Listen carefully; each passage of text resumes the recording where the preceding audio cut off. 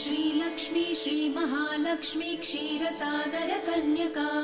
उत्तिष्ठ हरिसंप्रीते भक्तानां भाग्यदायिनी श्रीलक्ष्मी श्रीमहालक्ष्मी क्षीरसागर कन्यका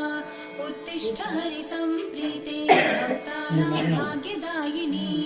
उत्तिष्ठोत्तिष्ठ श्रीलक्ष्मी विष्णुवक्षस्थलालये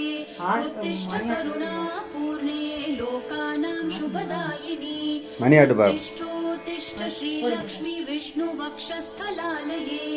उत्तिष्ठ करुणापूर्णे लोकानां शुभदायिनी श्रीपद्ममध्यवसिते वरपद्मनेत्रे श्रीपद्महस्तचिरपूजित पद्मपादे श्रीपद्मजातजननी शुभपद्मवक्त्रे